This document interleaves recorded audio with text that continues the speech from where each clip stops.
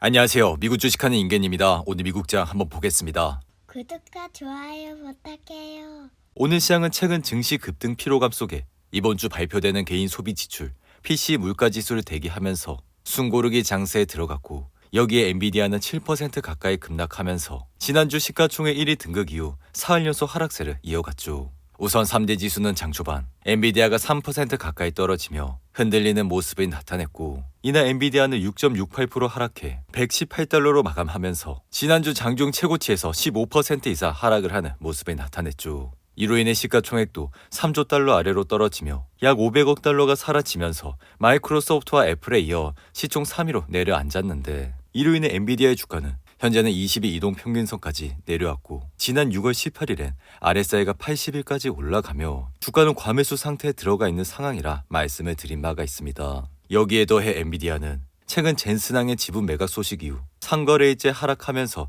주가 피크아웃 논란이 나오고 있고 젠슨항은 올해 사전에 제출한 계획에 따라 지난주 약 72만 주를 131달러에 매도했고 이로 인해 젠슨항은 SEC에 제출한 계획에서 올해 최대 60만 주의 엔비디아 주식을 매각하겠다고 밝혔으나 이것은 10대1 주식 분할 이전 계획으로 분할 이후 계획으로는 600만 주가 된다 할 수 있죠. 이로 인해 내부자 매도는 주로 주가에 좋은 영향을 끼치기는 힘들어 젠슨항은 지난 9월에도 대규모 주식 매도를 진행했는데 이에 엔비디아의 주가는 지난 6월 20일 140달러를 찍은 이후 지속적인 하락세를 거치면서 현재는 118달러까지 내려왔고 이러한 하락 추세가 언제 마감이 될진 그 누구도 예측은 할 순 없지만 개인적인 생각은 이러한 하락세가 급등세에 따른 일시적인 조정일 뿐 앞으로도 엔비디아 칩 수요가 지속적으로 늘어날 전망이라 엔비디아는 실적 향상과 함께 주가 역시 다시 회복세를 되찾을 것이라 생각이 듭니다. 이와 함께 엔비디아는 유독 변동성이 큰 주식으로 지난 1999년 상장 이후 50% 이상 떨어진 적이 10번이나 있었고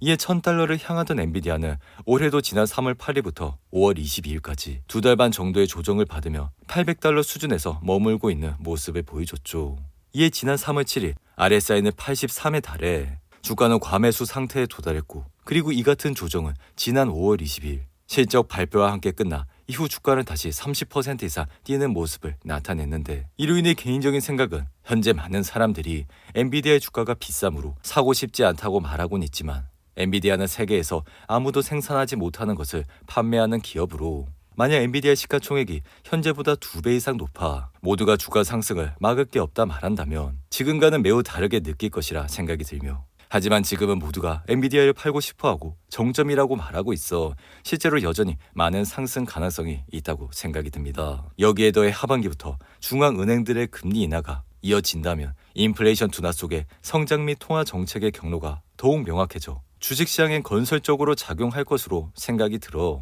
다시 한번 시장은 상승을 할 수 있을 것이라 생각이 드는데 이에 엔비디아는 그동안 급상승한 데 따른 차익을 실현하는 매물이 쏟아지고 있어 시장은 그간 랠리를 펼쳤던 반도체와 기술주를 매도하고 에너지와 은행, 다른 섹터 주식을 매수하는 순환매 장세가 일부 나타내고 있지만 엔비디아의 펀더멘탈에는 큰 변화가 없는 만큼 이러한 조정을 일시적이라 생각이 들며 이로 인해 뱅크 오브 아메리카 역시 최근 보고서에서 엔비디아를 매수 등급과 함께 목표 주가를 150달러로 고수하는 모습을 나타냈죠. 덩달아 제프리스 역시 엔비디아에 대한 매수 등급과 목표 주가를 기존 136달러에서 150달러로 상향 조정했고 여전히 엔비디아를 분석하는 58명의 애널 중 엔비디아를 팔아라고 선언을 하고 있는 분석가들은 단 한 명도 없다고 할 수 있습니다. 이에 개인적인 생각은 매각해 성장주 밸류에이션은 높아졌지만 지금은 2000년 기술 버블 때처럼 지금은 주가가 펀더멘털과 분리되고 있지 않아 현재는 건조한 실적을 내는 기업에 보상을 주고 있고 다만 그러한 기업이 일시적으로 급등함에 따라 지금은 일부 차익 실현에 대한 매물이 나오고 있다 할 수 있죠. 한편 엔비디아로 인해 호황을 누리고 있는 TSMC는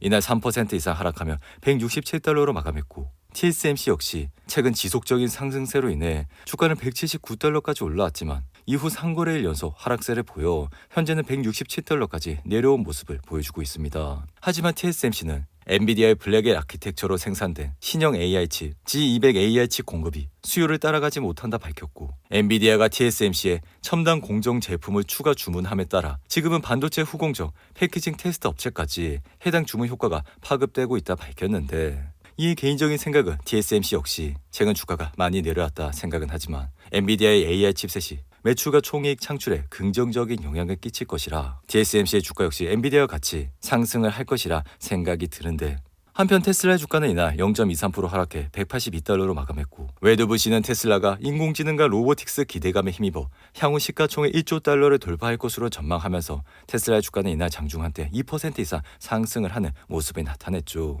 이와 함께 웨드부시는 머스크의 보상 패키지 문제가 해결돼 테슬라를 둘러싼 가장 큰 단기 악재가 해소됐다며 이제는 AI와 로보틱스 기술에 더욱 집중을 할 수 있게 됐다 밝혔는데, 하지만 개인적인 생각은 테슬라는 여전히 매출이 증가세를 보이고 있지 않아 이러한 펀더멘탈이 바뀌지 않는 한 테슬라 주식을 굳이 지금 사는 것은 아니라 생각이 들며, 이에 테슬라의 주가가 많이 내려왔다 생각은 하지만 다가오는 7월 2분기 실적을 꼭 확인을 하시고 투자를 해도 늦지 않다 생각이 듭니다. 이어 애플의 주가는 이날 0.31% 상승하며 208달러로 마감했고, 애플은 아이폰에 탑재할 예정인 인공지능을 유럽에서 보류하기로 했음에도 불구하고 주가는 상승을 하는 모습을 나타냈는데, 여기에 더해 애플은 자사의 AI 시스템에 메타의 생성형 AI를 통합하는 방안에 대해 논의 중이라 밝혔고, 앞서 애플은 이달 초 열린 WWDC에서 음성비서 시리의 챗GPT 탑재를 발표해 생성형 AI 분야 파트너는 오픈 AI 쪽으로 기우는 듯한 인상을 줬지만, 제미나이를 갖고 있는 구글과도 접촉을 하면서